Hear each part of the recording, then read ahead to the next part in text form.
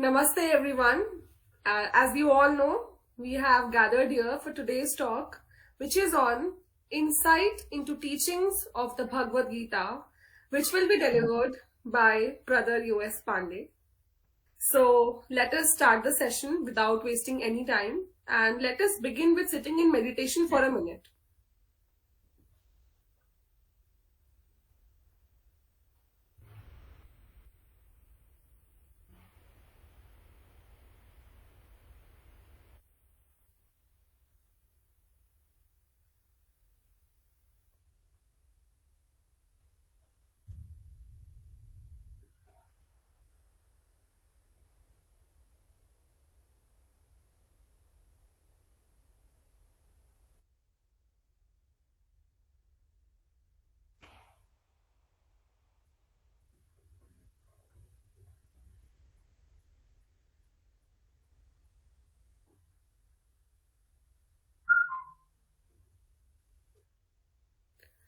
O hidden life, vibrant in every atom. O hidden light, shining in every creature. O hidden love, embracing all in oneness. May each who feels himself as one with thee know his. Come back, everyone, and thank you for joining. So, I welcome our today's speaker, Brother U.S. Pandey, who will deliver a talk on insight into teachings of the Bhagavad Gita. Brother Pandey has retired from the post of Additional Director General, Ministry of Railways. He is a life member of TS. He is international speaker and national lecturer of the Indian section. He has worked as Secretary of UP Federation for more than 13 years. He is presently the President of UP and Uttarakhand Theosophical Federation. He is actively involved in propagating theosophical teachings. He has delivered number of talks in India and abroad and conducted study camps. He addresses students and teachers in educational institutions and also various social groups. He writes articles on theosophical themes in English as well as in Hindi. His book, Theosophy Ke Aayam, is compilation of 21 articles written by him in Hindi. He has also associated with some charitable activities. He has been a member of the Board of Management of Transparency International India. I welcome Brother U.S. Pandey. Over to you, sir. Okay, thank you, Kritika. And I'm happy that I'm asked by Mr. Swarna to share some of the points of teachings of Bhagavad Gita today. और इसके लिए मैं आपको धन्यवाद देता हूँ और आप सभी का मैं हार्दिक अभिनंदन करता हूँ जो भाई बहन आज इसमें सम्मिलित हुए हैं। तो मुझे कहा गया कि मैं हिंदी में बोलूँ और थोड़ा सा उसमें इंग्लिश में मिक्स है। आज का जो विषय है भगवत गीता की शिक्षाओं में एक अंतर्दृष्टि। कुछ दिन पहले सुरना जी ने अपने लॉज में यंग स्टूडेंट से, यंग मेंबर से गीता के सभी अध्यायों का करीब करीब उन्होंने एक सार संक्षेप में वार्ता कराया था अध्ययन करके, और बड़ा अच्छा वो प्रोग्राम था।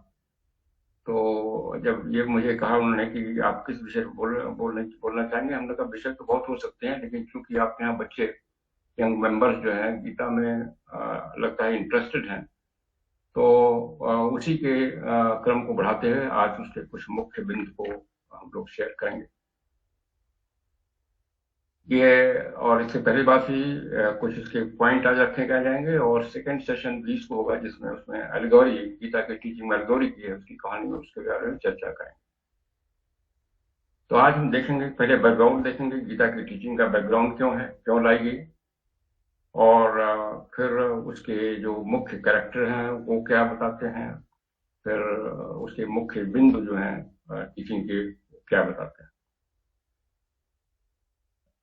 कृष्ण का जो अवतार, आप जानते हैं कृष्ण अवतारी पुरुष थे और द्वापर के अंत में उनका अवतार हुआ था।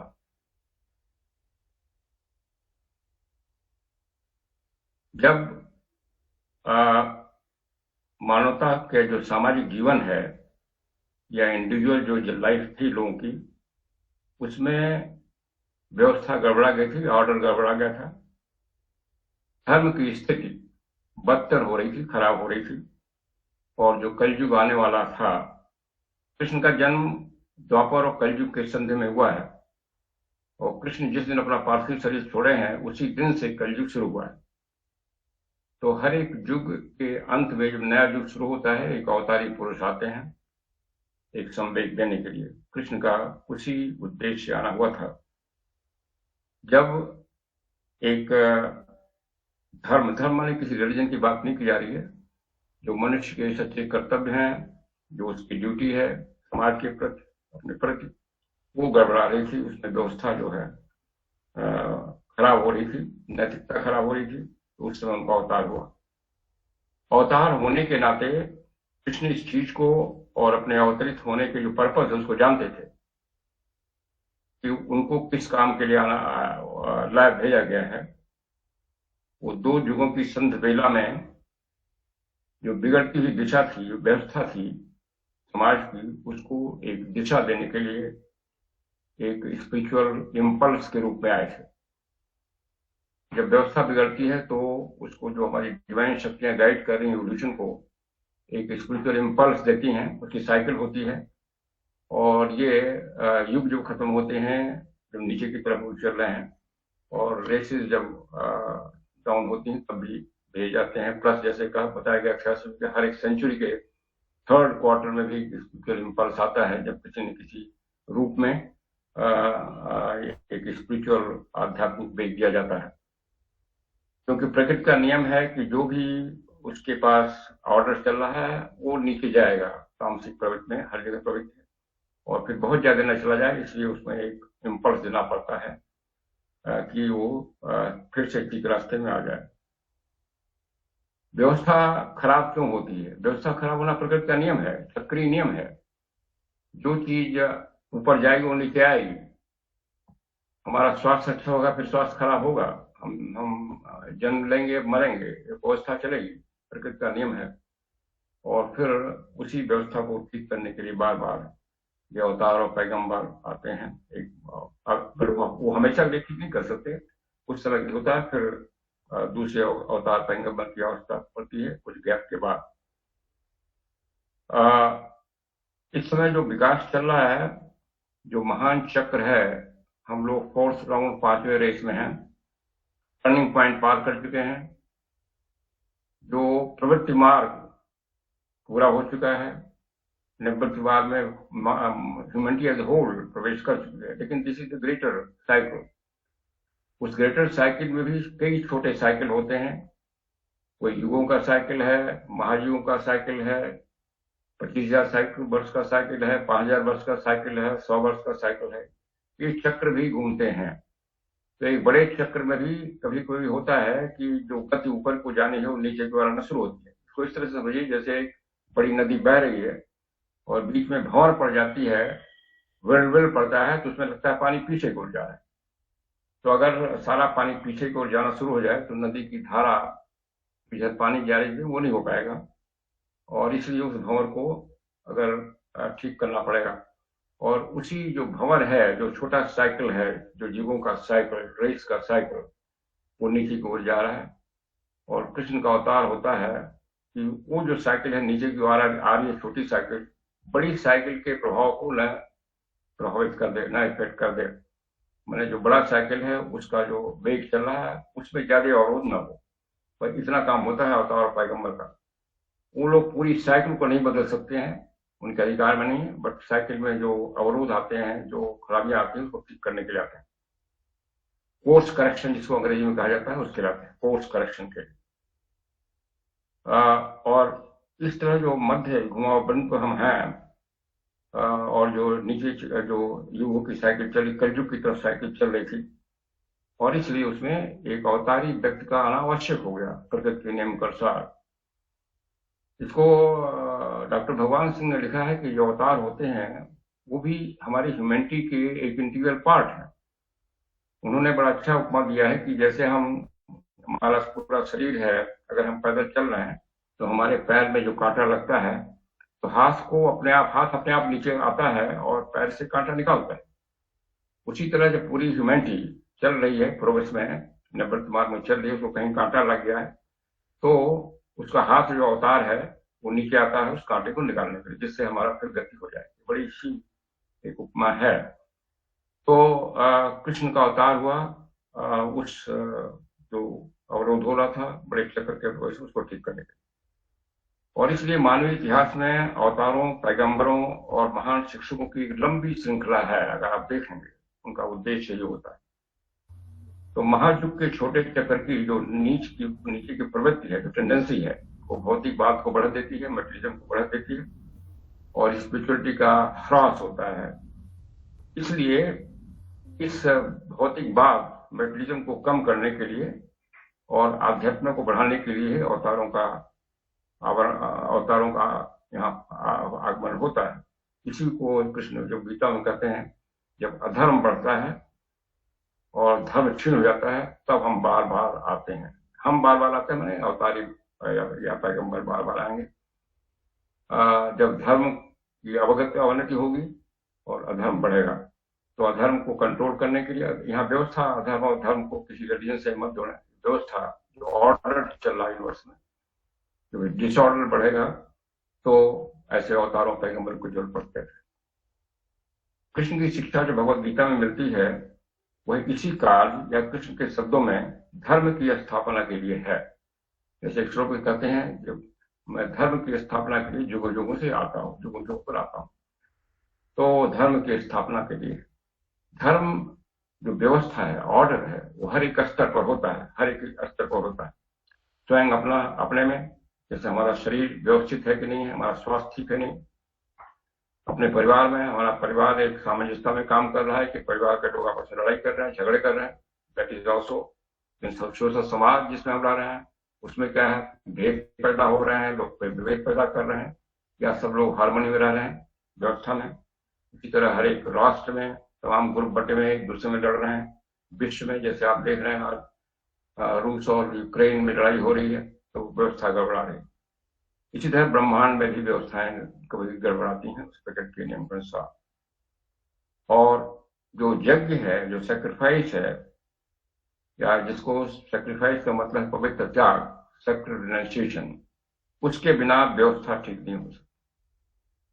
यज्ञ के बिना, बस यज्ञ के बिना यहाँ मतलब नहीं, हवन नहीं है, किसी चीज को आग में डालना, हवन किसी यज्ञ में नहीं है। यज्ञ माने पवित्र सेक्रीफाइस, जो गीता में तमाम चीजें आई है, अपने कर्म के फल का यज्ञ करना है, ज्ञान का यज्ञ करना है, उसके बिना व्यवस्था ठीक नहीं हो सकती।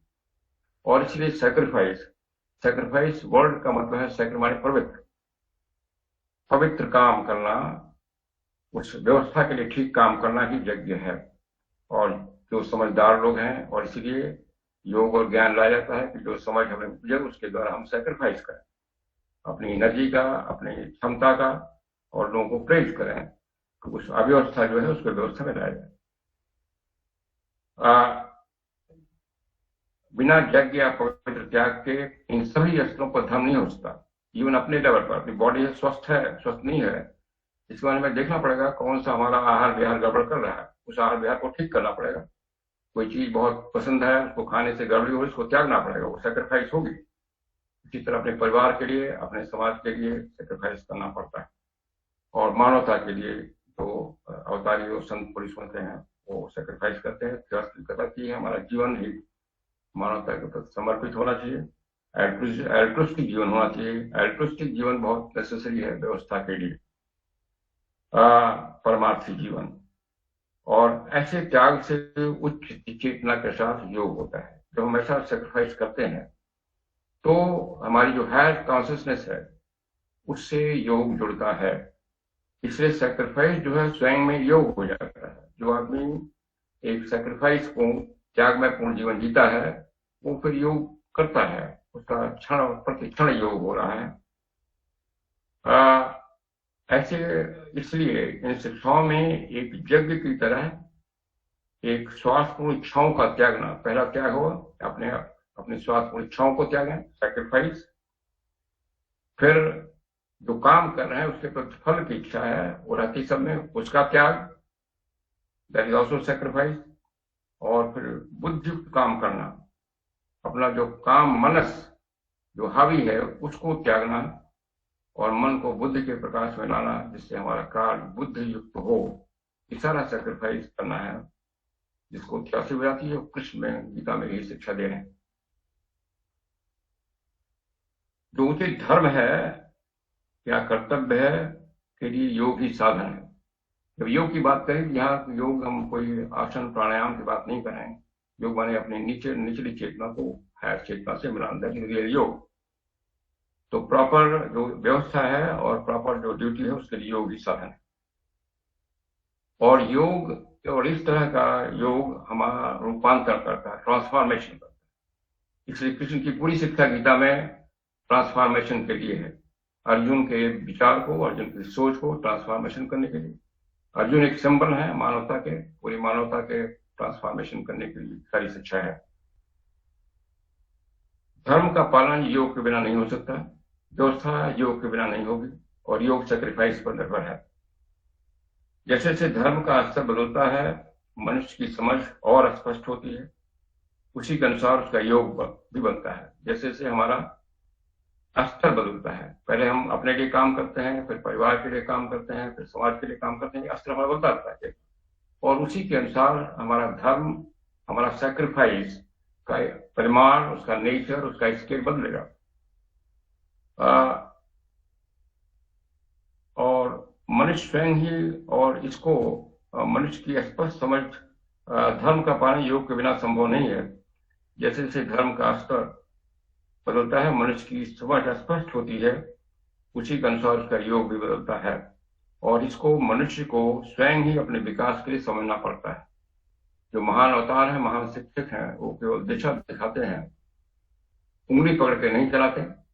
और इसीलिए गीता में भी जब अर्जुन प्रश्न पूछते हैं मुझे क्या करना चाहिए, जो कृष्ण साफ जवाब नहीं देते क्या करना चाहिए, और डीपर शिक्षा में जाते हैं, जिससे उनकी समझ स्वयं हो जाए और स्वयं समझे उन्हें क्या ठीक लगता है वो करें। इसलिए गीता में कई बार जब अर्जुन कृष्ण से पूछते हैं तो उनको क्या करना चाहिए तो बताइए, कई बार कृष्ण झल्ला भी जाते हैं, अर्जुन झल्ला भी जाते हैं। अगर भाषा देखें कि आप जो बता रहे हैं उससे कंफ्यूजन हो रहा है, पहले कुछ आप कर रहे हैं, कुछ और कर रहे हैं, बड़ा कंफ्यूजन हो रहा है, आप ठीक बता दीजिए मुझे क्या करना है। कृष्ण उसका उत्तर नहीं देते हैं, वो और डीपर शिक्षा में जाते हैं, किसी और तरफ में शिक्षा का डायरेक्शन बोल देते हैं। तो जो अपरेंट कंफ्यूजन है इसलिए दिया जा रहा है, there no confusion from the intention of Krishna. लेकिन अर्जुन को लगता है कंफ्यूजन हो रहा है, क्योंकि कई तरह के वो गहराई में ले जा रहे हैं कृष्ण। इसलिए क्योंकि जो अर्जुन का जो विवेक है स्वयं साफ हो जाए, वो स्वयं चीजों को समझे कि क्या सही है क्या गलत है इस परिपृष्ठ में, और वो स्वयं करे। इसलिए कृष्ण उनको कभी डायरेक्ट आंसर नहीं देते हैं कि ठीक है ये गलत है, और बल्कि उनको अधिक गहरी व्याख्या में ले जाते हैं, इस उद्देश्य से कि अर्जुन की समझ अधिक स्पष्ट और गहरी हो जाए और उसके अनुसार वो स्वयं निर्णय लें। इसलिए हम देखते हैं कि भगवत गीता के हर एक अध्याय का नाम एक प्रकार का योग कहा गया है। पहले अध्याय से लेकर अंतिम 18वें अध्याय तक कृष्ण और अर्जुन दोनों की उपस्थिति है, और इस सतत शिक्षा में एक पारस्परिक रूपांतरण करने की प्रक्रिया दिखती है, एक मानसिक रूपांतरण। जैसे जैसे शिक्षा बढ़ती है, अर्जुन का ट्रांसफॉर्मेशन होता जा रहा है, उनका माइंड चेंज होता जा रहा है, और इसलिए कभी कभी वो शिक्षा रिपीट भी करते हैं। हालांकि रेपिटेशन लगता है, लेकिन हर एक शिक्षा का जो समझ है, अगर हमारी समझ स्पष्ट होती है उसकी हम डीपर मीनिंग निकालेंगे। जैसे आप सीक्रेट डॉक्ट्रिन पढ़ना शुरू किए, पहली बार आप देखेंगे बड़े सुपरफिशियल तरीके से पढ़ेंगे। अगर आपने ध्यान से पढ़ा होगा, नेक्स्ट टाइम उसी पैरा में आपको कुछ और गहरा अर्थ मालूम होगा। वही एक स्टाइल गीता में रखी गई है।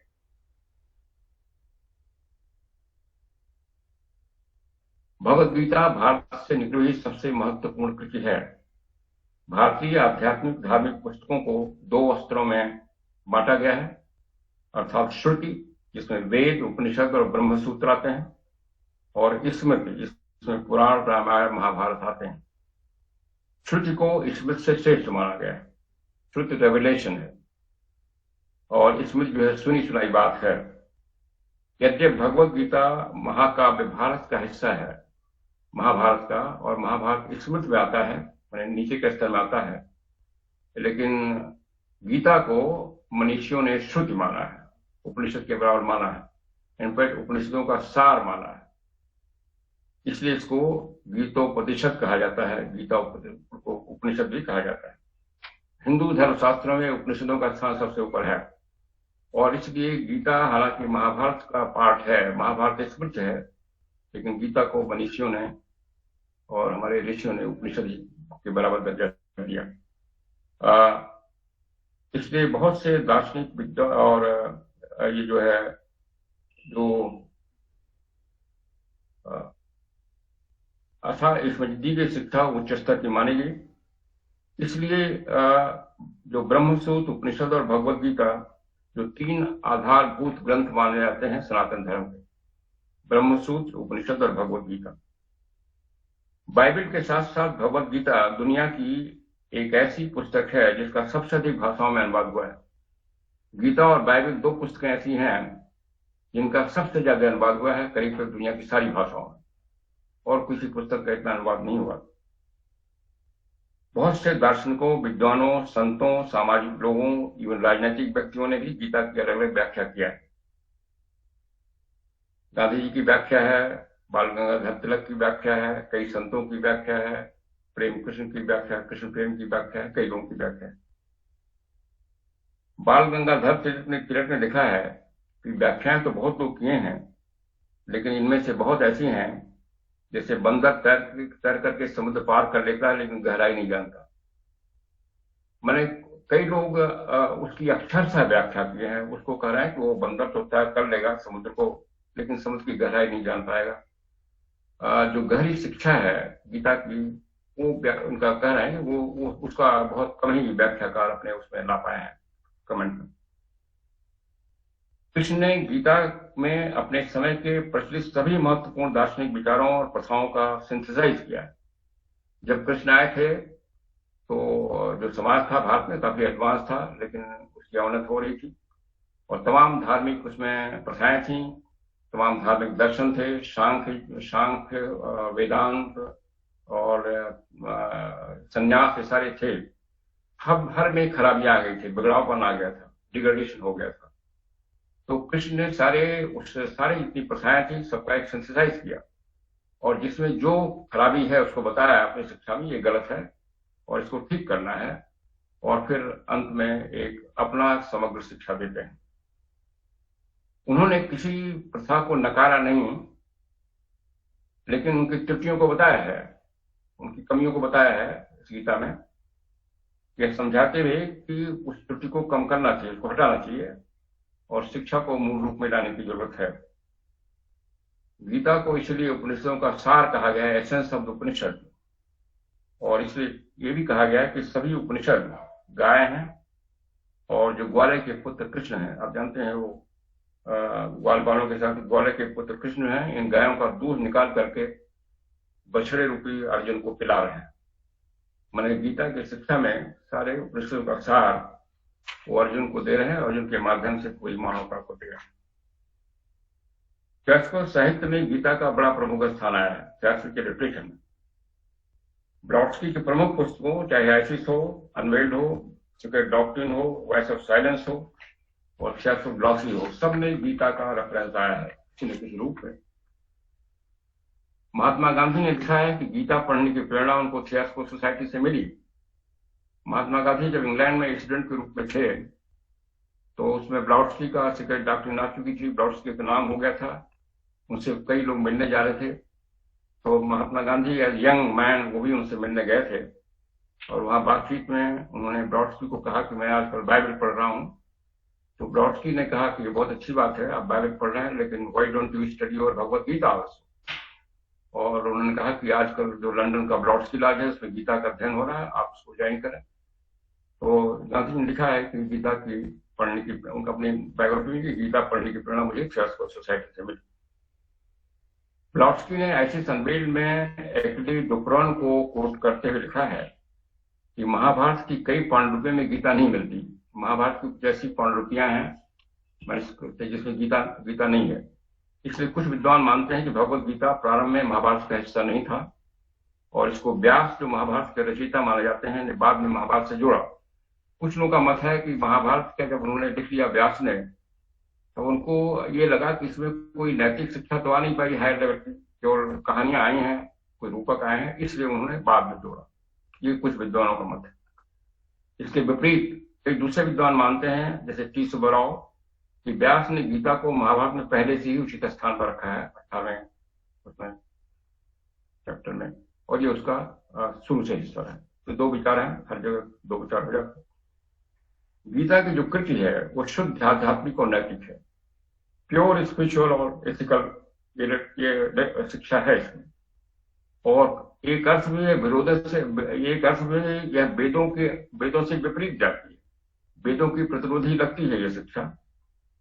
उपनिषद भी वेदों से प्रतिरोध लगते हैं, क्योंकि कर्मकांड जो उपनिषद भी नकारते हैं और गीता भी नकारती है। इसकी शिक्षाएं वेदों में वर्णित कर्मकांड से विपरीत जाती हैं। इसमें जो ब्राह्मण धर्म के महानतम रहस्य समाहित हैं। जब कृष्ण अपने शिष्य अर्जुन को कहते हैं कि तुम निस्वार्थ बनो, अपने इंद्रियों और वासनाओं जो बुद्धि को भ्रमित करती हैं उसको बस में करो, तो यह शुद्ध बौद्ध सिद्धांत बता रहे हैं। इसलिए कृष्ण की शिक्षा में और बुद्ध की शिक्षा में, जो गीता में शिक्षा है और बुद्ध की शिक्षा में बड़ी सामंजस्यता है। वो कृष्ण कहते हैं कि जो छोटे लोग होते हैं बड़े लोगों का अनुकरण करते हैं। बड़े छोटे बड़े समाज में जो बड़े लोग हैं, पढ़े लिखे लोग हैं, उनका लोग अनुकरण करेंगे। इसलिए बड़े लोगों की ज्यादा जिम्मेदारी रहती है वो अपना जीवन और नैतिकतापूर्ण जिए, क्योंकि वो अनैतिक रहेंगे तो समाज भी अनैतिक हो जाएगा। ईश्वर केवल एक है और सभी देवता उसके नीचे हैं और उसी की कई शक्तियां हैं, ये भी गीता में लाए गए। उचित कार्य के द्वारा ही पूजा करने को उचित कार्य की पूजा है, ये भी गीता में है। किसी और पूजा करने की जरूरत नहीं है। अगर हम अपनी ड्यूटी सही कर रहे हैं तो वही पूजा है। उचित कार्य करने की जो पूजा है उसको पारंपरिक पूजा से अधिक प्रधानता दी गई। ताओ ते चिंग जो चीन की धार्मिक पुस्तक है, ओल्डेस्ट पुस्तक, उसमें भी गीता की शिक्षाओं का प्रभाव दिखाई पड़ता है।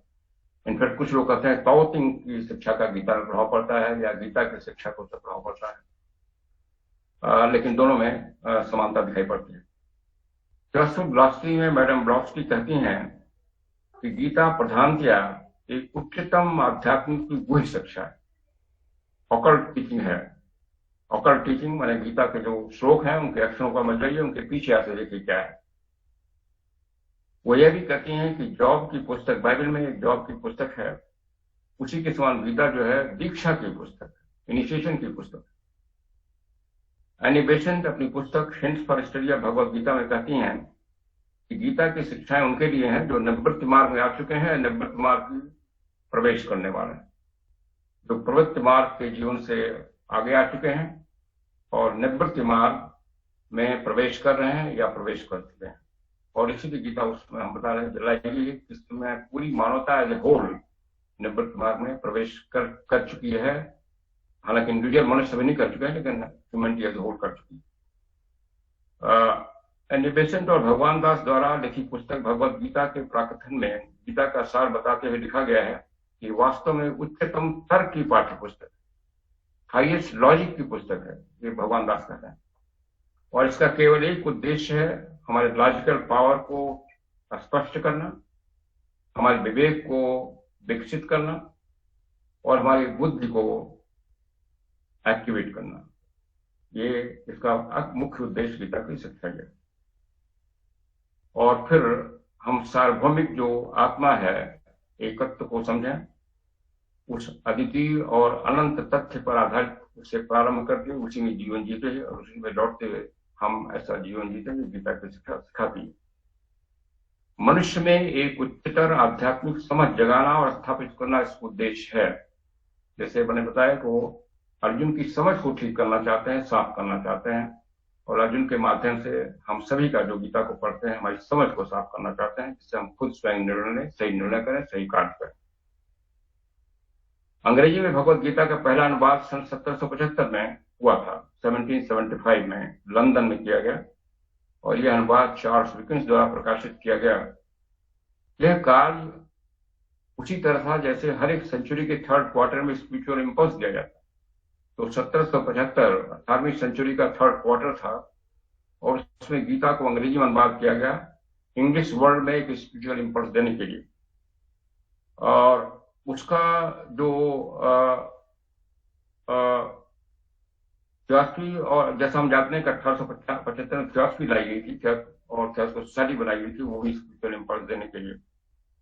गीता का जो प्रथम इंग्लिश ट्रांसलेशन था, उसका जो इंट्रोडक्शन उस समय के वाइसराय वारन हेस्टिंग ने लिखा हुआ है, और उसमें उन्होंने लिखा है अपने पैरा में, गीता का इंट्रोडक्शन में, जो इंग्लिश ट्रांसलेशन है, पहला ट्रांसलेशन, कि गीता की शिक्षाओं के निष्कर्ष से मुझे यह कहने में कोई संकोच नहीं होता कि गीता एक महान मौलिक कृति है, ओरिजिनल कृति है, जिसमें लगभग एक अति उच्चतर दर्जे का विचार, तर्क और शब्द चयन है, और मानव समाज के सभी जाने माने धर्मों में से केवल यही एक अपवाद है जो ईसाई धर्म, जो क्राइस्ट की शिक्षा से पूर्णतः मिलती है।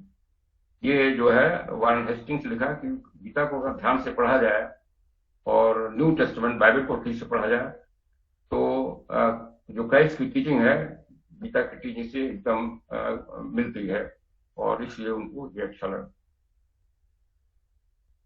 जैसा हम सभी जानते हैं, कृष्ण द्वारा ये शिक्षा अर्जुन को युद्ध क्षेत्र में दी गई थी। जब कौरवों और पांडवों में युद्ध आरंभ होने वाला था, या आरंभ हो चुका था, आरंभ होने वाला था, और अर्जुन को ये दिखाई पड़ा कि युद्ध में अपने सभी संबंधियों, श्रेष्ठों और शिक्षकों को मारना पड़ेगा, तो वो विषाद में चले जाते हैं और धनुष छोड़कर रथ में बैठ जाते हैं। कृष्ण से यह कहते हुए युद्ध नहीं करेंगे। तब कृष्ण अपनी बृहद शिक्षाएं देते हैं, मनुष्य के कर्तव्य को समझाते हुए उसके आंतरिक स्वभावों, प्रकृति के गुणों के ऊपर उठने का उपाय, और बिना लगाव के सही ढंग से कर्तव्य करना आदि बताते हैं। अर्जुन बहुत से प्रश्न करते हैं और क्लैरिफिकेशन मांगते हैं, जिसका कृष्ण प्रत्युत्तर देते हैं। अर्जुन को अधिक गहरे स्तर की समझ और बुद्धि की ओर ले जाते हुए बीच बीच में प्रायः कृष्ण अर्जुन को युद्ध के लिए भी प्रोत्साहित करते हैं। शिक्षाओं के पूरा होने के बाद अर्जुन कृष्ण से पूछते हैं कि अब उन्हें क्या करना चाहिए। कृष्ण इसका उत्तर देते हैं कि अब वह जो चाहे जैसा वैसा कर सकते हैं। तब अर्जुन बताते हैं कि अब कृष्ण के बताए अनुसार उनका भ्रम साफ हो गया है और उनके शिक्षा के अनुसार ही कार्य करेंगे। इससे सटीक तौर पर ऐसा प्रतीत होता है कि कृष्ण द्वारा दी गई पूरी शिक्षा का उद्देश्य अर्जुन को युद्ध के लिए प्रेरित करना था, ऐसा लगेगा। एक संपत्ति के झगड़े के अन्याय को दूर करने के लिए, केवल एक प्रॉपर्टी का डिस्प्यूट था कौरव पांडव में, हम सभी जानते हैं। तो छोटे से क्या, उस छोटे से डिस्प्यूट के लिए सारा गीता की शिक्षा दी। लेकिन इसीलिए जो गीता की शिक्षा है, इसमें लोगों ने कहा कि ये गीता की शिक्षा केवल अर्जुन को युद्ध करने के लिए नहीं दी गई है, एक बड़े युद्ध के लिए दी गई है जो मनुष्य के अंदर चलता है। गीता में दिया हुआ जो वर्ण, इसलिए अक्षरशः सत्य नहीं दिया जा सकता, उसके पीछे जो मंतव्य है कृष्ण का, उसको देखना है। गीता इस संघर्ष में संसार में, गीता की शिक्षा युद्ध क्षेत्र में दी गई, इसका मतलब है जो हमारा संघर्ष में संसार है, हमारा जो लाइफ ऑफ स्ट्रगल है, हम जीवन जीते हैं, उससे कई संघर्ष आते हैं, पर्सनल लेवल पर, सामाजिक लेवल पर, ग्लोबल स्तर पर। उस संघर्ष में जीवन में जीते हुए मनुष्य अपना जीवन की दिशा कैसे तय करे, कैसे काम करे, गीता पूरा शिक्षा इसके लिए है। गीता युद्ध को प्रोत्साहित नहीं करती। यह सभी युद्धों में सबसे बड़ा जो युद्ध है, जो हमारे कर्तव्य के क्षेत्र में है, जिसमें हमें चॉइस करनी पड़ती है हम क्या करें क्या नहीं करें, वो मनुष्य के मन में होता रहता है। उस युद्ध को कैसे लड़ा जाए उसको बताती है। अपने प्रत्येक कर्तव्य को पूरा करते हुए, दूसरों के कर्तव्यों को करने के खतरे से बचते हुए, दूसरों के कर्तव्यों को करने के खतरे से बचते हुए, दूसरों के कर्तव्य जो है उसको अपने करने दें और अपने कर्तव्य को ठीक से करें, और ऐसे अपने कर्तव्यों को करते हुए बिना किसी हानि लाभ का आकलन करते हुए, यही पुरातन ग्रंथ का संदेश है। अपने ड्यूटी को समझें, उसको करें, उसमें कोई हानि लाभ का कोई उद्देश्य नहीं हो, जो सही समझ में वो करें और दूसरे के कर्तव्य को न करने की कोशिश करें। हर एक का अपना कर्तव्य होता है। यही इस प्राचीन ग्रंथ का संदेश है। गीता की संपूर्ण शिक्षाएं मुख्यतः 3 प्रकार के योग में समझी जाती हैं। वैसे तो हर एक 18 चैप्टर का हर एक योग अलग अलग नाम दिया गया है, लेकिन इस 3 मुख्य भाग हैं। जो पहला अध्याय तो एक इंट्रोडक्टरी है। जो 2 से 5 अध्याय हैं उनको कर्म योग कहा जा सकता है। जो 6 से 12 भक्ति योग और 13 से 18 ज्ञान योग। लेकिन उसमें कोई स्पष्ट एक डिवीजन नहीं है, सब मिली जुली शिक्षाएं हैं। इन पर 18वां जो चैप्टर है उसमें सारी समराइज है, सब कुछ है। तो कर्म, भक्ति और ज्ञान को कृष्ण ने कहीं एक स्पेसिफिक डिवीजन नहीं दिया है, सब मिला जुला है। सबकी परिभाषा भी ओवरलैप करती है, सबके गुण भी ओवरलैप करते हैं और सब में तारतम्यता समझाते हुए। और कृष्ण बार बार बुद्धि योग की बात करते हैं, तो पूरा उद्देश्य गीता का बुद्धि योग में जाना है। बुद्धि योग हम देखेंगे क्या है। इसमें सभी अलग अलग प्रथाओं जैसे सांख्य योग, वेदांत, संन्यास आदि का समुच्चय करके बताया गया है। और ये बताया गया है कि व्यक्ति अपने दैवी तत्व के साथ एकत्व की प्राप्ति करे और जो गलत प्रथाएं आ गई हैं उसको छोड़े, उसको समझे। ईश्वराव जो प्रकांड विद्वान थे वेदांत के, उन्होंने अपनी टिप्पणी में कहा है कि संपूर्ण भगवत गीता को 3 भागों में बांटा जा सकता है। पहले 6 अध्यायों में से प्रथम अध्याय परिचयात्मक है, इंट्रोडक्टरी है। शेष 5 अध्याय सांख्य योग, कर्म योग, ज्ञान योग, कर्म संन्यास योग और आत्म संयोग योग बताते हैं। ये उस चैप्टर का नाम है, अगर आप देखें। ये सिद्धांत दूसरे दार्शनिकों द्वारा सुझाए गए। ये कहते हैं पहला जो 5वें चैप्टर है 2 से 6, उसमें जो दूसरे फिलॉसफी थे उसको कृष्ण लाए, उसको बताएं उसमें क्या ठीक क्या क्या कहेंगे कमी है, वो भी बताए हैं। अगले 6 अध्यायों में वो अपनी शिक्षा देते हैं। दैट मीन्स 7 से 12 में वो अपनी शिक्षा देते हैं, जो वो रेकमेंड करते हैं कि मनुष्य के लिए अच्छी होंगी, मनुष्य के जीवन का जो पर्पज है उसके लिए उचित होंगी। और अंतिम 6 अध्याय में विभिन्न तरीके से वो प्रकृति के बारे में, कर्मों के बारे में और मानसिक और नैतिक गुणों के बारे में, नाना प्रकार के भावनात्मक स्वभावों के बारे में, उसके बारे में विशेष शिक्षा देते हैं, डीपर फिलॉसफी देते हैं। जो कृष्ण द्वारा सुझाया हुआ मार्ग है वो सार्वभौमिक उपयोग के लिए योग्य है और इसकी पृष्ठभूमि में अज्ञात तथा अदृश्य रूप से गुह्य विधि है। वही मैंने ऑकल्ट जो निष्ठा की प्रथा है उस पर आधारित है, जिसकी सुविधा के लिए निष्ठा की सभी प्राणियां अस्तित्व में लाई हुई। ये कह रहे हैं टी सुब्बाराव को कृष्ण जो शिक्षा दिया है उसी के लिए सारी जो इनिशिएशन प्रथाएं हैं दुनिया में, जिसको हम मिस्ट्रीज करते हैं, साधना की पद्धतियां करते हैं, उसी के लिए बनाई हुई। भारतीय दर्शन के 6 विभाग तथा भारतीय विज्ञान के 6 अंग एब्सोल्यूट नॉलेज के घटित अभिव्यक्ति हैं। ये प्रज्ञा धर्म की 6 संतानें मानी गई हैं। इनमें से प्रत्येक की त्रिपक्षीय अभिव्यक्ति है, ज्ञाता, ज्ञान और ज्ञात। और ये 6 गुणा 3 18 होता है और इसीलिए गीता को 18 अध्याय में बांटा गया, विषय वस्तु को, मैटर को। कुरुक्षेत्र में महान युद्ध भी 18 दिन चला और युद्ध रथ चुनावी 18 विभागों बटी थी। 18 नंबर एक ऑकल्ट नॉलेज है जो ज्ञान के 18 विभागों को बता रहा है, 18 पक्षों को बता रहा है। जो गीता में शिक्षा दिया रही है उसके 18 पक्ष हैं। गीता को कहा गया है एक महान ओशन की तरह है, सागर की तरह है, जिसके छोर पर बच्चे भी खेल सकते हैं, माने कम ज्ञान वाले भी उसमें शिक्षा को ले सकते हैं अपने लिए। और जो बड़े बड़े विद्वान हैं, गहरे विद्वान हैं, जिन्होंने तमाम साहित्य अध्ययन कर रखा है, सारे फिलॉसफी अध्ययन कर रखा है, उनको भी इसमें मोती मिलेंगे। गीता का योग सामान्यतया अच्छे तर्कों के साथ कर्म का मार्ग और यह सांख्य या ज्ञान का मार्ग भी कहा गया है। चैप्टर 3 में कहते हैं गीता कृष्ण की 2 मार्ग बताए जा रहे हैं, सांख्य मार्ग, ज्ञान का मार्ग और कर्म का मार्ग। अध्याय 2 श्लोक उसमें 39 है। यह बहुत स्पष्टता से बुद्धि या शुद्ध और करुणा में समझ, जो मन का उच्चतर और आध्यात्मिक पक्ष का स्थान बताती है।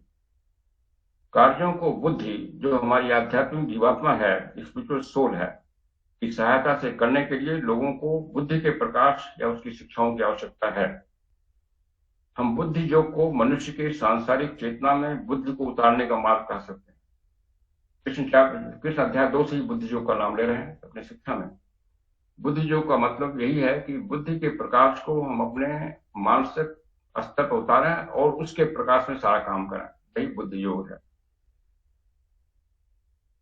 नॉर्मली योग का मतलब है नीचे के ऊपर से जुड़ना, लेकिन बुद्धि योग का मतलब है कि हम बुद्धि के प्रकाश को अपने नीचे के कार्य में उतार दें और उससे हमारा कार्य सारा निर्देशित हो। बुद्धि में, प्रकाश में कंपैशन आएगा, विवेक आएगा, सारा कुछ आ जाएगा। कार्यों को बुद्ध जो हमारी आध्यात्मिक जीवात्मा है उसकी सहायता से करना है, ये बुद्धि योग है। हम बुद्धि योग को मनुष्य की सांसारिक चेतना में बुद्धि को उतारने का मार्ग कह सकते हैं, जिससे उसमें बुद्धिमत्ता पूर्वक कार्य करने की क्षमता आ जाए, वो स्वतः ही सब कार्य बुद्धिमत्ता पूर्वक करे, यही बुद्धि योग होगा। योग की सामान्य धारणा है कि इंद्रियों के बंधन में जीवात्मा को स्वतंत्र करना और पुनर्जन्म के चक्र से बाहर आना। बुद्धि योग शुद्ध और करुणा में समझ की आध्यात्मिक शक्ति को हमारे देह के मंदिर में डालने की धारणा लाता है, ताकि जीवात्मा के जो ओजस और तेजस है वो अपनी पूरी शक्ति से हमारे रोम के हर छिद्र से बाहर निकले। हमारी ऊर्जा जो है, हमारी वाइटलिटी जो है, हमारा ज्ञान और जो समझ है वो हमारी रोम के हर एक छिद्र से बाहर निकले, उसके अनुसार हमारा सांसारिक जीवन हो, ये बुद्धि जो है। और इसीलिए कृष्ण अर्जुन को या किसी को अपना युद्ध क्षेत्र छोड़ करके किसी संन्यास में, किसी मेडिटेशन में, किसी जंगल में, किसी गुफा में जाने को नहीं कहने कहीं भी। बुद्धि योग जो है किसी भी तरह का ज्ञान विहीन कार्य करना नहीं है,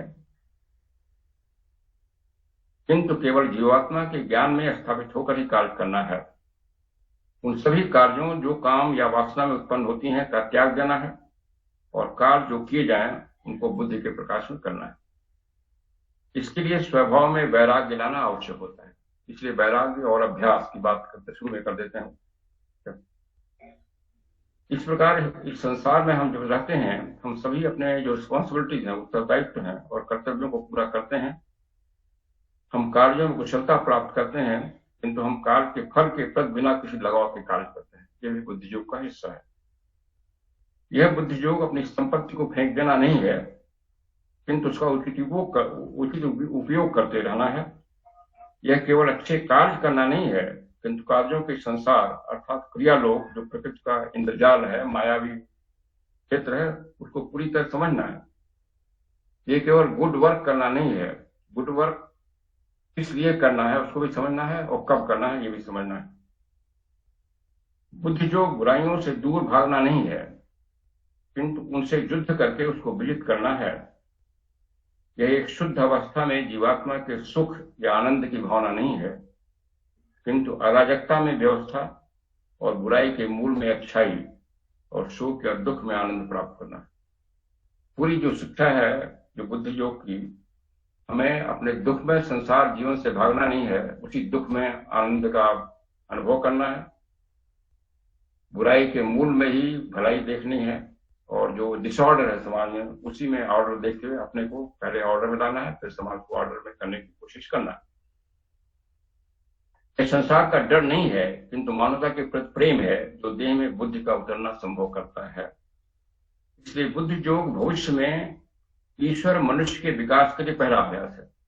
गॉडली मैन, जो मनुष्य को गॉड बनना है उसके लिए पहला कदम है बुद्धि योग। और शास्त्र बताती है कि हर एक मनुष्य, यहाँ के हर एक प्राणी भावी गॉड है, भावी बुद्ध है, तो उसके लिए ये पहला पग है। कृष्ण अपनी शिक्षाओं में अर्जुन को बुद्धि योग करने के लिए कहते हैं। बुद्धि योग से कर्म नीचा है, वो कहते हैं कर्म जो है बुद्धि योग से नीचा है। कर्म बिना बुद्धि के किए हुए कर्म का परिणाम अच्छा नहीं होगा। बुद्धि युक्त कर्म करना है। बुद्धि युक्त कर्म को ही वो कहते हैं कुशल कर्म है, वही योग है। यह बताते हैं अर्जुन को बुद्धि की शरण में जाने को कहते हैं। बुद्धम शरणम गच्छामि, यहाँ का है। अभी देखिएगा बुद्ध का जो बुद्धम शरणम गच्छा वहां भी आ रहा है गीता में, बुद्धम शरणम गच्छा, और बुद्धि की शरण में जाइए। और इसलिए जब कृष्ण कहते हैं हमारी शरण में, तो अपने को बुद्धि मानते हैं, हायर फैकल्टी मानते हैं।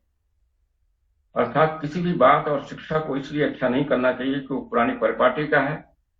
हमारे शास्त्रों में लिखा है या हमारे पूर्वज इसको करते रहे हैं, इस कारण से किसी काम को ठीक नहीं मान लेना है। अपनी बुद्धि से उसके औचित्य को समझ करके इस युग के अनुसार, इस काल के अनुसार उसके औचित्य को समझना है और उसके अनुसार काम करना। बुद्धि युक्त कर्म से अच्छे और बुरे कर्म के विचार छूट जाते हैं। अब यहाँ गुड और इविल का विचार छूट जाएगा। जो सही है वो सही है, भले ही कुछ बुरा विचार, बुरा परिणाम ला सकता है या किसी को बुरा लग सकता है, तो गुड और इविल का भाव छोड़ जाता है इस बुद्धि योग में। इसमें सहीपन की भावना लाई जाती है। जो सही लग रहा है वो सही काम करना, भले ही वो कुछ लोगों को बुरा लगे और कुछ बुरा प्रभाव भी ला सकता है उस समय के लिए, लेकिन एंड में वो अच्छा होगा। बुद्धि योग को गीता का हृदय कहा गया है। Buddhi yoga is the heart of the Gita doctrine. Gita का पहला श्लोक धर्म शब्द से शुरू होता है और कृष्ण ने पूरी शिक्षा को धर्म संवाद कहा है। जब अध्याय 1 में अर्जुन को विषाद होता है तो कृष्ण उनको अपने क्षत्रिय धर्म की याद दिलाते हैं।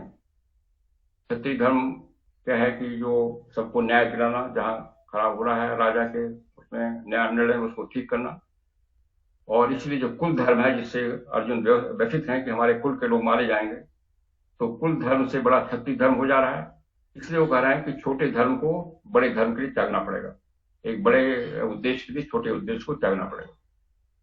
अर्जुन एक आदर्श श्रावक हैं, हेरर हैं। कृष्ण को बताते हैं कि शिक्षा वो दे रहे हैं वो परम गुह्य है, बहुत ही सीक्रेट है, जिसको एक समय लोग जानते थे लेकिन खो गई है। वह सलाह देते हैं कि इस गुह्य ज्ञान को विनम्रता द्वारा, सेवा द्वारा और अन्वेषण द्वारा, प्रश्न द्वारा इसको जाना जा सकता है। तब बुद्धिमान ऋषि ज्ञान देते हैं। कृष्ण अर्जुन को कर्मकांडों की सीमित उपयोगिता बताते हैं। केवल सांसारिक और स्वर्गीय सुख प्राप्त करने तक ही होते हैं इसका यूजफुलनेस ऑफ कर्मकांड। वो यह भी संकेत देते हैं कि जो गुह्य दर्शन वो बताने का प्रयत्न कर रहे हैं वो वेदों की शिक्षाओं से भी उच्चतर और उत्तम है, क्योंकि वेद 3 गुण बताते हैं। वेद केवल हमें तमस से रजस और सात्विक गुण में बात करते हैं। गीता में गुणातीत की बात की गई है। तीनों गुणों के बयान जाना है, तीनों गुणों का अनुभव लेकर के उसके बयान जाना। फिर वेदों से जो लाभ है उसकी क्षुद्रता को बताते हैं कृष्ण। वो कहते हैं कि वेदों की तुलना उसी तरह से है जैसे पूरा सब जगह पानी फैला हुआ है और केवल छोटा सा तालाब है। वेद का ज्ञान उतना ही है। वेदों को उन्होंने पत्तियों से, जैसे पत्तियां गिर जाती हैं उसी वैदिक ज्ञान भी चेंज होते हैं। इसलिए वेदों के ज्ञान को उन्होंने इस ज्ञान से एक छोटा ज्ञान माना है। अपनी शिक्षाओं के अंत में कृष्ण कहते हैं कि इस प्रकार मैंने तुम्हें जो ज्ञान दिया वो बहुत ही गुह्यतम गुह्य है। गुह्यतम गुह्य, सीक्रेट ऑफ सीक्रेट्स है, अर्थात अधिक रहस्यमय है। अपने मन में इसका पूरा मनन करो और फिर जैसा तुम्हें लगा वैसा करो। 18वें श्लोक में और 18वें अध्याय में 63वें श्लोक में आता है कि अब जैसा तुम समझो वैसा करो। इस प्रकार अर्जुन को शिक्षाओं को समझ की गहरी करके अपनी समझ का अनुसार निर्णय लेने के लिए कहा गया है। अर्जुन का मन और हृदय इन शिक्षाओं से संतुष्ट हो गया और इसलिए उनका उत्तर आता है कि मेरा भ्रम दूर हो गया है, मुझे ज्ञान प्राप्त हो गया है और मैं निश्चित हूं कि मेरे संदेह दूर हो गए हैं, इसलिए मैं आपके वचन के अनुसार काम कर रहा हूं। वह अब अपने निम्न जंतु स्वभाव से लड़ने के लिए तैयार, उनको रूपांतरण हो गया है, उनका ट्रांसफॉर्मेशन हो गया है, उनको सही समझ आ गई है, उनका बुद्धि प्रकाश आ गया है, वो जानते हैं उनको सही काम क्या करना और इसलिए उनकी विजय निश्चित हो गई। पुरातन और सही मनोवैज्ञानिक के ग्रंथों में कदाचित ही कोई ऐसा है जो गीता की शिक्षाओं की स्पष्टता तथा इसकी प्रेरणा को, गहराइयों को बराबर हो। ये बहुत ही डीप साइकोलॉजी की पुस्तक है और इतनी गहरी डीप साइकोलॉजी किसी और धार्मिक शास्त्र में नहीं। दूसरे अध्याय 62-63 में बहुत ही व्यवहारिक शिक्षा दी गई है। 18 चैप्टर में इंद्रियों के विषयों पर ध्यान करते हुए मनुष्य उनसे जुड़ता है। इस जुड़ाव से इच्छाएं होती हैं, इच्छाओं से क्रोध होता है, क्रोध से मोह होता है, मोह से जो हमारी मेमोरी भ्रमित हो जाती है और मेमोरी के भ्रमित होने से बुद्धि नाश हो जाती है। इसलिए इंद्रियों को कंट्रोल पहला आवश्यक है, इच्छाओं का कंट्रोल आवश्यक है, अदरवाइज हमारी बुद्धि का प्रकाश मन पर नहीं पड़ पाएगा।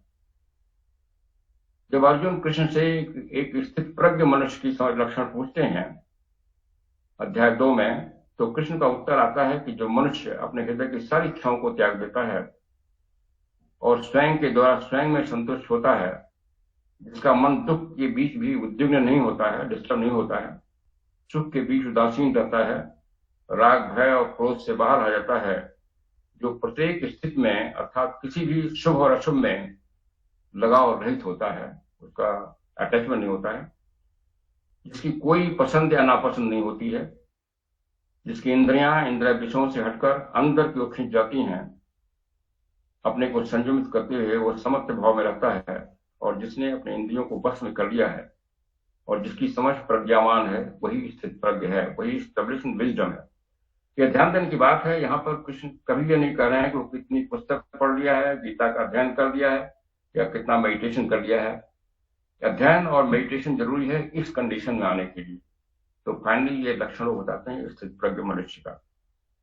अध्याय 2 के 40वें श्लोक में कृष्ण की दीक्षा की प्रणाली को संकेत करते हैं, यह कहते हुए कि इसमें मरने के बाद कोई शिक्षा दीक्षा समाप्त नहीं होती और उसके कोई बुरे परिणाम आते हैं। माने जो आप अगर शिक्षा पालन कर रहे हैं, भले ही पूरी तरह नहीं पालन कर पा रहे हैं, तो कृष्ण अश्योर कर रहे हैं कि आपके नष्ट नहीं होगी और मरने के बाद अगले जन्म में उसी समझ से आप आगे पैदा होंगे और ये शिक्षा आगे बढ़ेगी। किसी को जीसस क्राइस्ट ने अपने स्वर्ग लोक में एक संपत्ति क्या मनुष्य ही संपत्ति लिख के स्वर्ग में जाता है, जितना इस शिक्षाओं के अनुसार उसने जीवन जिया था, जितना ज्ञान प्राप्त किया। फिर आता है दैवी या दैव शक्तियां कई स्तर की हैं जो हमारा पोषण करती हैं और हम एक दूसरे का परस्पर भावयुक्त पोषण करते हुए परम सुख प्राप्त करते हैं। जाता है अध्याय 3 श्लोक की 11-12 हम यज्ञ करें देवताओं की, देवताओं हमें खुश होंगे, पानी बरसाएंगे। बट वो एक लिटरल शब्द है। उसका मतलब है कि हम जो दैविक नियम है, जो हिडन लॉज ऑफ नेचर है, जो फिलॉसफी करती है, उसको समझें। जो लॉज ऑफ नेचर है वो वही गॉड के सिग्नेचर है प्रकृति में, उसके अनुसार अगर हम जीवन जिए तो वही देवताओं के प्रति यज्ञ है, उस लॉज ऑफ नेचर के अनुसार, और तब हम डिवाइन प्लान को प्रोग्रेस दे पाएंगे। वही देवताओं के प्रति यज्ञ है। यह संसार और विश्व एक पूर्ण संग्रह है, धूल के कण आकाश में फैलते हुए जो सभी हैं, इनमें से किसी को किसी के बिना नहीं सकता और सबकी इंटरडिपेंडेंट समझनी है।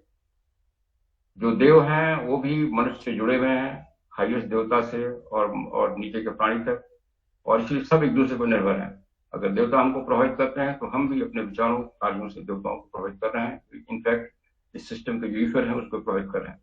इससे सबका इवोल्यूशन एक दूसरे से कनेक्टेड है। ये जिम्मेदारी मनुष्य को समझनी है बुद्धि के प्रकाश में।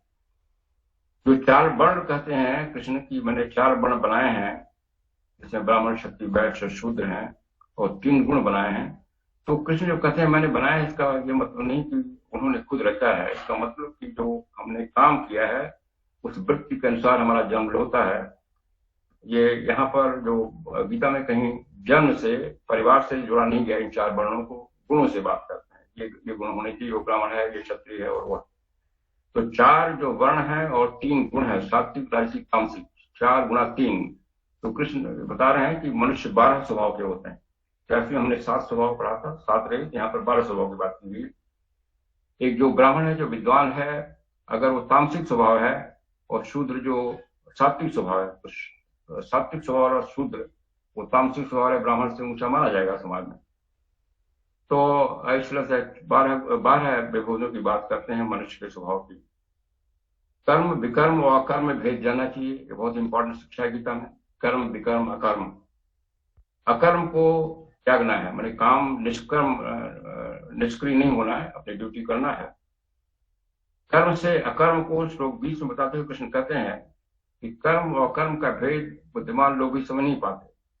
अकर्म में कर्म और कर्म में अकर्म जो समझ लेता है वो सही रास्ते पर चलता है। और अब इसको अकर्म में कर्म को श्लोक 20 में बताया, कहा गया है कि जो कर्म के फल से आसक्त से त्याग कर सर्वदा ठीक काम करता है वह कर्म में अकर्म है। और इसलिए जो संतुष्ट रहता है जिस परिस्थिति में, उसके जो कर्म है वो कर्म में अकर्म है। तो अकर्म और कर्म में अकर्म, ये 2 श्लोकों में 20 से 22 में समझाया गया है। और इसमें जो ताओ ची चिंग की फिलॉसफी है उसमें भी ये नॉन एक्शन लाया गया है। उसमें कहा गया है नॉन एक्शन, इसके समान है कि वो चेतना की वो अवस्था है जब हम सही काम करते हुए भी कुछ नहीं करते रहते। किसी को कहा गया है जो संत लोग होते हैं वो बिना उंगली उठाए सारा काम कर देते हैं। मैंने उनको कोई एफर्ट नहीं करना पड़ता, कोई मानसिक परेशानी नहीं होती, सही काम अपने आप होता है, हमारी समझ भी विकसित हो जाती है।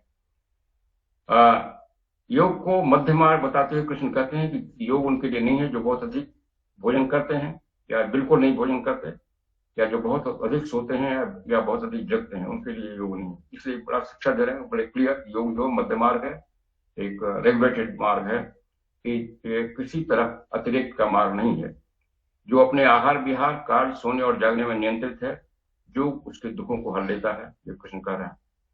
गीता के अध्याय 6 में एक बहुत ही कठिन शिक्षा की बात की गई है, अर्थात समत्व में रखना, इक्वानिमिटी में रहना, ब्रह्म के ऊपर ध्यान करते रहना, चाहे गर्मी हो या सर्दी, सुख या दुख हो, सक्सेस हो या फेलियर हो, सब में समत्व बनाए रखना। हम इसको आसानी से नहीं पहुंच सकते इस स्टेज में, हम सभी में अभी उस स्टेज में नहीं हम पहुंच जाएं, शायद कई जन्म लगेंगे, लेकिन कृष्ण कहते हैं प्रयत्न करना है। जैसे हमारे मास्टर कहते हैं ट्राई ट्राई ट्राई, कृष्ण कहते हैं प्रयत्न करना है इस अवस्था में पहुंचने के लिए। हमारा उस दिशा में किया गया प्रत्येक कर्तव्य हमारे आंतरिक स्वभाव को ट्रांसफॉर्म कर देता है, सुरक्षित कर देता है, और अगले जन्म में हम उसकी कैपेसिटी देकर जन्म लेते हैं, वही दीक्षा का मार्ग हो जाता है। यह अध्यात्म प्राप्त होती है। कहते हैं ये जो स्थिति है समत्व की, जिस स्टेज पर हम प्राप्त कर सकें, जिस समय छोटे छोटे क्षण के लिए प्राप्त कर सकें, वो हमारा भी स्पिरिचुअल गेन होगा, और इसी को ईसा मसीह स्वर्ग में प्राप्त धन कहते हैं। गीता में जो कर्म जो बताया गया है उसके कई आयाम हैं। जैसे अकर्म का त्याग पहला है, माने हम निष्क्रिय न रहें, अपना ड्यूटी करें, अपने जो कर्म न करने की प्रवृत्ति हटाएं, लेजीपन हटाएं, आलसीपन हटाएं, केवल सही काम करना, कर्तव्य समझकर करना, इसमें किसी की पसंदगी और नापसंदगी का विचार नहीं होना, कर्म फल की इच्छा के बिना कर्म करना, जो मिला है उससे संतुष्ट रहना, कर्म के परिणाम की सफलता या असफलता से प्रभावित न होना। कर्म हम कर रहे हैं ठीक समझ के, उसका परिणाम क्या रहे, सफल हो गया असफल, जिससे उसको विचार नहीं लाना, कर्ता का भाव नहीं होना, डूअर का भाव नहीं होना, सारे कर्म प्रकृति अपने गुण के अनुसार कर रही है, सभी कर्मों और उनके फलों को ईश्वर को या अपने उच्च स्व को समर्पित करना, नश्य कर्म अर्थात प्रयास रहित कर्म करना, कोई प्रयास नहीं हो, कर्म में निष्कर्म और निष्कर्म में कर्म की भावना होना, कर्म में किसी भी संकल्प का त्याग होना या कोई लक्ष्य नहीं स्थापित करना। ये बड़ी अजीब बात होती है। गीता में जो कर्म जो होते हैं उसमें किसी संकल्प कोई हमें गोल नहीं बनाना है, कोई लक्ष्य नहीं बनाना है, वो गोल अपने आप बना हुआ है अगर हम सही काम कर रहे हैं। क्योंकि जब गोल बना देते हैं तो कभी कभी लगता है हम गोल नहीं पहुंच पा रहे हैं, तो आदमी व्यथित होता है, फिर सही काम नहीं करने पाता, शायद इसलिए लाया गया। कर्म जो फल आता है उसको लोक संग्रह या सभी प्राणियों के लिए त्याग देना, जो हमारे परिणाम मिलेगा उसको हमेशा भाव रखें, उसको हम लोक संग्रह लोक कल्याण त्याग। ऐसा ही कर्म किसी बंधन में नहीं बांधते, जिसमें आयाम आते हैं तभी कर्म जो हो पाता है, और ऐसे ही कर्म हमें बंधन में नहीं बांधते, और यही वास्तविक कर्म यज्ञ होता है। यही बुद्धि युक्त कर्म होते हैं या बुद्धि योग बनता है। ऐसे कर्म स्व का ज्ञान प्राप्त करने, ज्ञान का आदान प्रदान करने और उनके गंभीर अर्थों पर मनन करने और अभ्यास करने से होता है। इसलिए कृष्ण गीता में सभी यज्ञों में ज्ञान यज्ञ को श्रेष्ठ मानते हैं, और वो कहते हैं जब ज्ञान यज्ञ से उनकी पूजा होती है, 18 में श्लोक 70 में, तो ज्ञान यज्ञ से कृष्ण की पूजा करनी है। ये मैडम ब्लॉस्टी जब रहती है, जब हम लोग इस तरह की फिलॉसफी का डिस्कशन करते हैं लॉज मीटिंग में कहीं भी, तो महाविष्णु की पूजा अपने आप होने लगती है। हालांकि वो कहते हैं कि महाविष्णु वो नहीं है जिसकी मंदिर बने, वो महाविष्णु एक तत्व है और उसकी पूजा अपने आप हो जाती है। वही कृष्ण यहाँ ला रहे हैं। तो ज्ञान यज्ञ होता है, ज्ञान का आदान प्रदान होता है, और उसमें जो आदमी गंभीर मनन अध्ययन करता है, समझ उसकी बढ़ती है, वही उसी से उनकी पूजा होती है। 10वें अध्याय में अपनी विभूतियों का वर्णन करके कृष्ण कहते हैं कि मैं सभी प्राणियों के हृदय में स्थित आत्मा हूं, इस प्रकार हम में से प्रत्येक परमात्मा है और हर एक का कृष्ण में निवास है। 5-10 minutes more.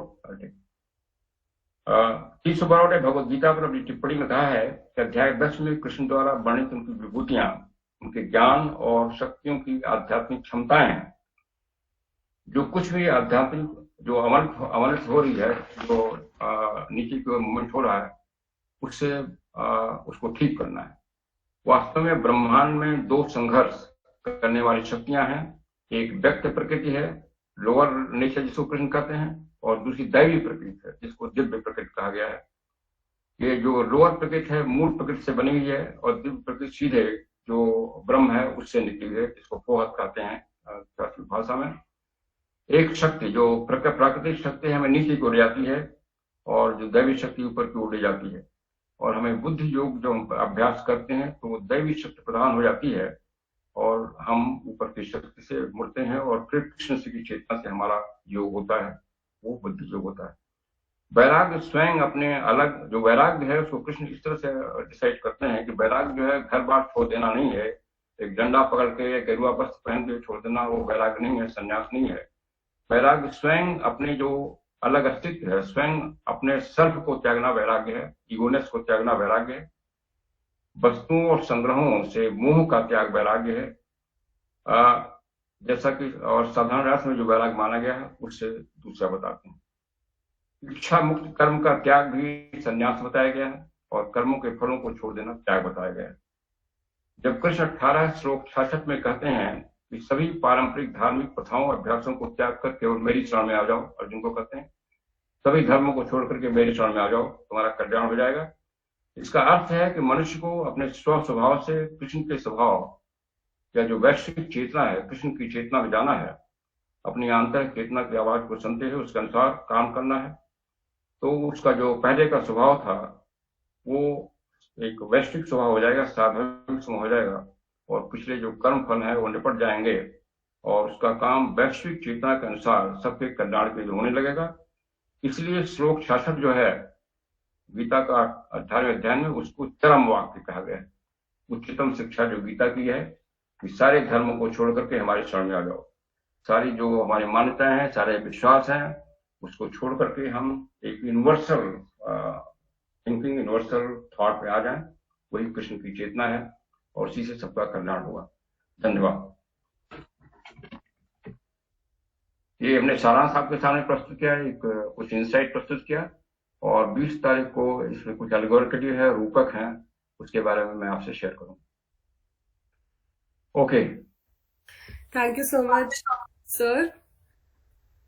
So, as you all know, we have a team, Bhagavad Gita team of Prayas Lodge. So, we all have decided to call upon Brother Amresh Mohapatra, and he'll be chanting some of these shlokas. Anybody has to some comment or question before that you can ask? After the shloka chanting, we'll open the forum for question and answer. Okay, no problem. Amresh? Very good afternoon to all of you.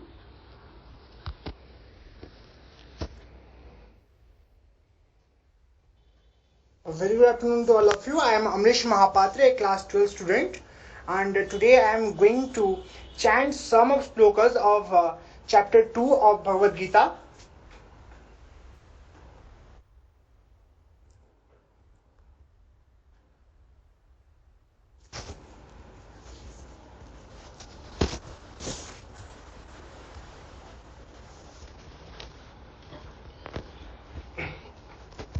गुरून् हत्वा हि महानुभावान् श्रेयो भुङ्क्तुं भैक्ष्यमपीह लोके हत्वार्थकामांस्तु गुरुर्निव भुञ्जीय भोगान् रुधिरप्रदिग्धान् वासान् सृजीर्णानि यथा विहाय नवानि गृह्णाति नरोपराणि तथा शरीराणि विहाय जीर्णा नन्यानि सञ्जाति नवानि देहि नैनं छिन्दन्ति शस्त्राणि नैनं दहति पावकः न चैनं क्लेदयन्त्यापो न शोषयति मारुतः जातस्य हि ध्रुवो मृत्यु ध्रुवं जन्म मृतस्य च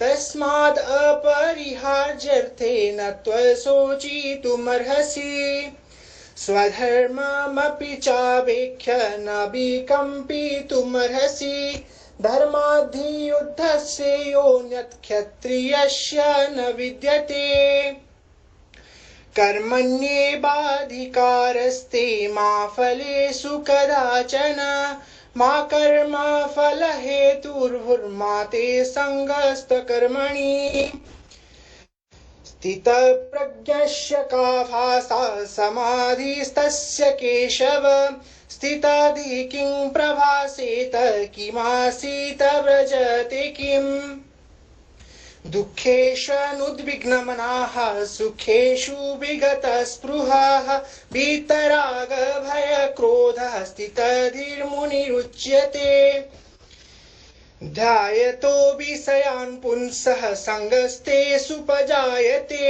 सङ्गस्ताञ्जायते कामः कामः क्रोधः विजायते क्रोधात् भवति सम्मोहः सम्मोहात् स्मृतिविभ्रमः स्मृतिभ्रंशात् बुद्धिनाशो बुद्धिनाशो प्रणश्यति। धन्यवाद। Thank you so much, Brother Amrish. So I would like to open the forum for any suggestions or questions. Before that, I see one question of Brother Gyanesh. So he's asking, why truthfulness and sadhuness is so weak and feeble that an avatar is to come down to preserve it? Sir, you are on mute.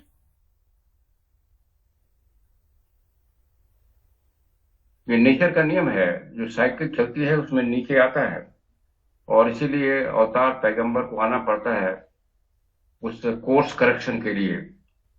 ये हमेशा होगा जब नीचे की धारा चलती है, युगों की धारा चल रही है, सतयुग से त्रेता द्वापर कलयुग हम आ गए हैं। रेसेस की चल रही थी, चौथी पांचवी, उसमें छोटे युग के चक्कर चलते हैं, उसमें आते हैं। अभी हम कलयुग में है, इसके बाद फिर एक महायुग का चक्कर चलेगा, उसमें कई बार अभी आएंगे। जब तक हमारा पुराना जो निवृत्त मार्ग पूरा होगा उसमें कई महायुग आएंगे, और उसमें हर बार ऐसे अवतारों पैगंबरों की आवश्यकता पड़ती है ठीक करने के लिए कोर्स करेक्शन।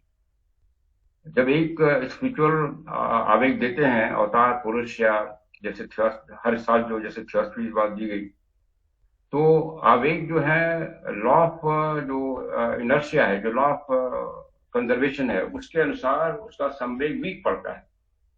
जैसे आप देखें कि आप जब भोजन करते हैं या कोई चीज पीते हैं तो उसमें आपकी एनर्जी आती है, लेकिन धीरे धीरे आपकी एनर्जी कम होती है, फिर आपको भोजन की जरूरत पड़ती है। तो that is the whole law of nature. एक ही एनर्जी एक ही लेवल पर सस्टेन नहीं हो पाएगी जब तक मैनिफेस्ट संसार है, और इसलिए बार बार बदलना पड़ता है, बार बार उसमें एनर्जी देनी पड़ती है। आप हवा भरवाते हैं टायर में, हवा निकलती है, फिर हवा भरवाना पड़ता है कार के टायर। तो दैट इज नेचर। तो नहीं उसी तरह काम करती है। खाद पानी देता है पौधों को पानी देते हैं, सूखने लगता है, फिर पानी डालते हैं, तो इसी तरह देना पड़ता है। और कृष्ण जो संवेग दिया वो रहेगा एक साइकिल में, लेकिन फिर छीन पड़ेगा, फिर बीच में और संवेग देना पड़ेगा, उसमें आते हैं लोग। तो ये उसका नियम है, प्रकृति का नियम है ये, उसको कोई हटा नहीं सकता। और इसीलिए जो अवतार हैं पैगंबर हैं वो मानवता के विकास के अभिन्न अंग हैं, वो तो रहेंगे। जैसे डॉक्टर भगवान दास कहते हैं वो तो हमारे इंटीग्रेट हैं, और दे हैव टू, उनको अपना कार्य करना है जैसे हमें अपना कार्य करना है। Thank you, sir. Anybody else wants to ask anything? Or add anything? Sir, I would like to ask one thing. आपने बोला कि गोल नहीं होना चाहिए। Yeah. तो मतलब हाँ, लेकिन हमें तो यही सिखाया जाता है ना कि लक्ष्य तो होना चाहिए। तो हाँ देखो, क्योंकि ये जो आध्यात्मिक शिक्षाएं होती हैं ये पारंपरिक विचारों के विरुद्ध जाती हैं। गोल क्यों नहीं सोचना चाहिए? क्योंकि आप देखें पूरी जो गीता की शिक्षा है ये कहीं आपके मन में सफल हो असफल हो परिणाम का ये होना नहीं चाहिए, देन ओनली योग हो रहा है। तो अगर गोल आप रख लेंगे और कहीं लग रहा है कि गोल तो मेरा पूरा नहीं होने जा रहा है, हमेशा विचार में रहेगा, तो फिर योग का जो पर्पस है वो नहीं सिद्ध हो जाएगा। इसी तरह गोल बिल्कुल ना हो, आप सही काम करते रहें, मोमेंट टू मोमेंट। इसको ये जो अपने कृष्णमूर्ति कहते हैं कि मोमेंट टू मोमेंट अवेयर रहना है। इस क्षण जो मुझे करना है वो ठीक करिए, वो गोल तो अपने आप बनेगा। आप पहले से गोल लगा लेंगे तो हर एक में अगर आपको हर एक में कमी होती है, नहीं कर पाता है, तो आप व्यथित हो जाएंगे, फिर आप जो कर्म करते हैं वो नहीं कर पाएंगे। That is the purpose. पर सांसारिक जीवन में लक्ष्य रखना पड़ता है, लेकिन जो आध्यात्मिक जीवन है उनको लक्ष्य रखने को मना किया गया है। और मैं जानता हूँ एक आध ऐसे ट्रस्टी नवंबर को सिंगर जो अब नहीं रहे हैं, कुछ पहले हमें हमसे बोले कि मुझे लगता है मुझे कुछ प्राप्त नहीं हुआ है। तो मैंने उनको हंस के बोला कि आपने प्राप्त करने की इच्छा क्यों रखी थी कुछ, तो ये मेरा उत्तर था। तो अगर प्राप्त करने की इच्छा होगी और नहीं मिला किसी कारण से, तो फिर मरते दम तक हमें तो निराशा रहेगी। क्यों भाई सुदीप मिश्रा जी, ठीक है? बढ़िया रहा व्याख्यान आपका, तो अच्छा व्याख्यान रहा। चलिए ठीक, थैंक यू। तो इसीलिए गीता में संकल्प का मना किया, कोई संकल्प नहीं होना चाहिए, भले ही ये लगता है कि बलिष्ठ है हमारे। Anybody else wants to ask anything, or shall we proceed? Please announce that we will be again meeting on the same subject on 20th, and Amrish also has to be there for chanting. I again, once again, thank you, Amrish, for this wonderful chanting. Thank you, ma'am. Thank you, ma'am. So we'll share the link. Otherwise, it is the same link, but we'll share it. So we'll be meeting again on 20th. Sandhya Rani has joined. I will just ask her whether she could follow by Hindi. Sandhya Rani ji. Sandhya Rani. I just want to know She whether understands Hindi. Sandhya Rani understands Hindi pretty well. she understands. Okay, good. Yes, yes, sir. It was Okay. good. और कोई इसमें ऐसा participant है जो हिंदी में समझने में मुश्किल हुआ किसी को? No. Kritika, we may conclude and ममता आपका कोई है संशय वगैरह?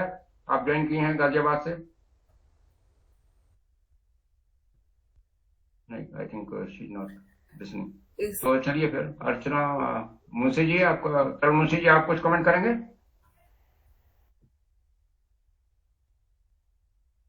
Archana ma'am, you are on. नमस्ते सर।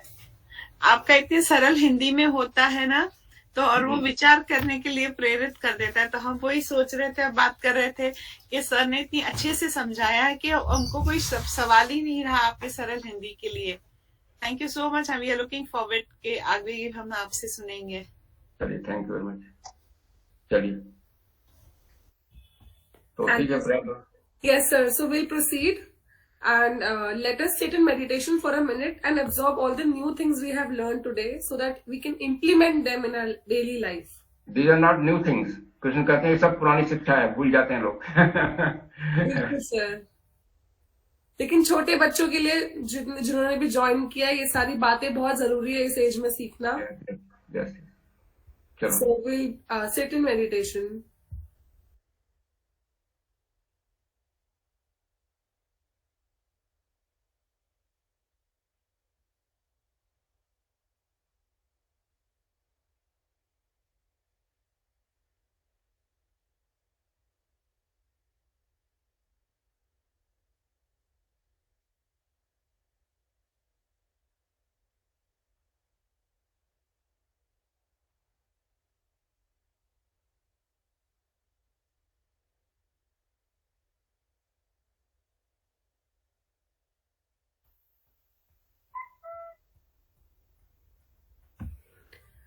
ॐ सर्वे भवन्तु सुखिनः, सर्वे सन्तु निरामया, सर्वे भद्राणि पश्यन्तु, मा कश्चित् दुःखभाग् भवेत्।